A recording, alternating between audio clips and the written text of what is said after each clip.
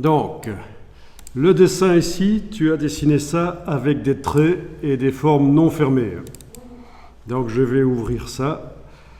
Et donc là, je me retrouve en affichage par contour. Donc, si je fais CTRL Y, je vois qu'il n'y a en fait que ça qui a des traits pour l'instant. Donc déjà là, je vais afficher en mode contour, donc CTRL Y. Ça correspond donc à affichage contour, tout ce que je fais là, CTRL Y, commande Y sur le Mac, c'est affichage aperçu, affichage tracé, enfin tracé, ils appellent ça contour, donc c'est les formes sans les couleurs. Alors, je vais aller voir dans la palette des calques. Donc, il y a la photo qui t'a servi de modèle que tu as mis en transparence par-dessus. Il y a Calque 3 avec des objets que j'ai déjà déverrouillés. Il y en avait certains qui étaient verrouillés, je pense, à l'intérieur. Je les ai déverrouillés. Donc dans la colonne ici, j'ai enlevé les verrous. Alors, les cheveux ici qui entrent dans les formes, dans ces formes-là, je vais les supprimer. Enfin, pas les supprimer, les masquer temporairement. Donc je teste avec la flèche noire, oui, clic, majuscule, clic, majuscule, clic, majuscule, clic.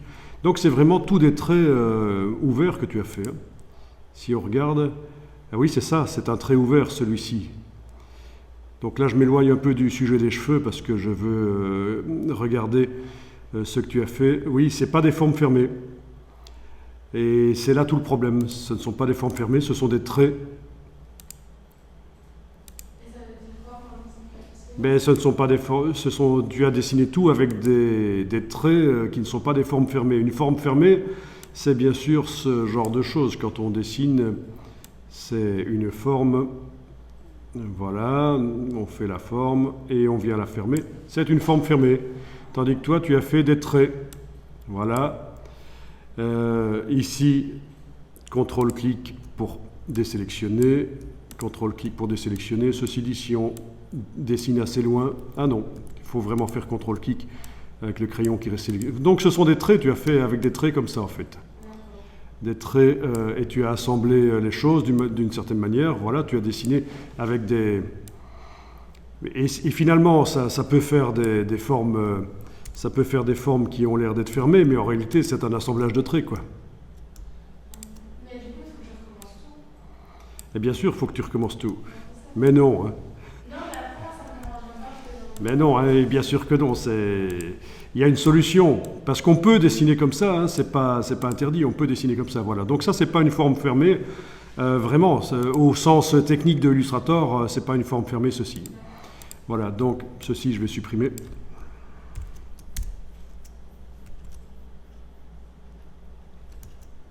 Ok.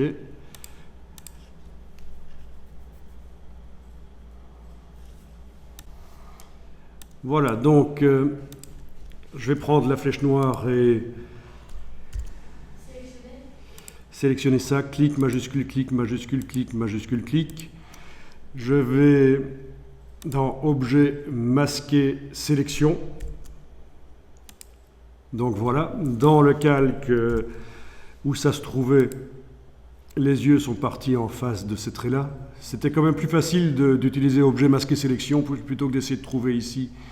Enfin, ceci dit, oui, quand ils étaient sélectionnés, on avait quand même les petits carrés qui indiquaient où ils étaient, mais bon, voilà.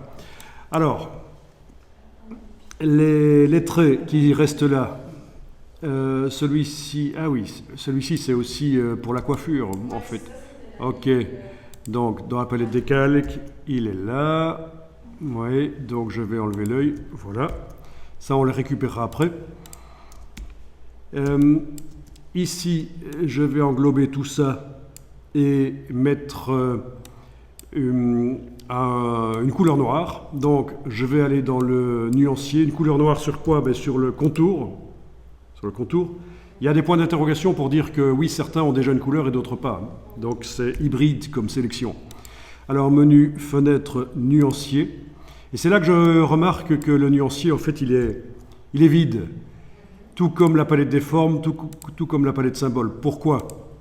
Mais parce qu'en fait, au lieu de faire un document Illustrator et d'importer ta photo, tu as ouvert la photo. Tu as fait fichier ouvrir et donc on se retrouve avec un document Illustrator qui n'a rien, qui n'a absolument rien.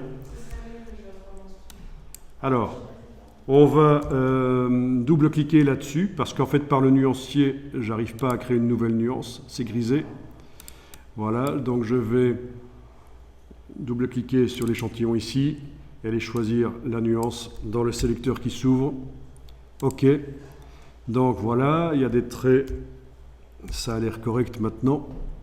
Alors ceci dit, si j'avais besoin du nuancier, et je vais en avoir besoin pour la suite, je vais aller le chercher en fait dans le menu en bas du nuancier ici. Dans la bibliothèque, on a nuancier par défaut et on a le RVB, le CMJN. Bon, je vais aller chercher le RVB. Donc voilà le nuancier RVB avec des couleurs bien vives. Il y a des couleurs super vives là. Tiens, on a le nuancier pour l'impression qui est arrivé avec des couleurs plus ternes. C'est ces couleurs-là que j'aurais dû avoir quelque part ici dans le nuancier si ça avait été fait correctement. Un nouveau document est importé. Oui, parce que quand on fait un nouveau document et qu'on choisit, par exemple, de démarrer de impression A4, ce sont des modèles préexistants de documents qui sont là dans le dossier de Illustrator et ils ont déjà tout ce qu'il faut, les nuances, les brushes, tout ça.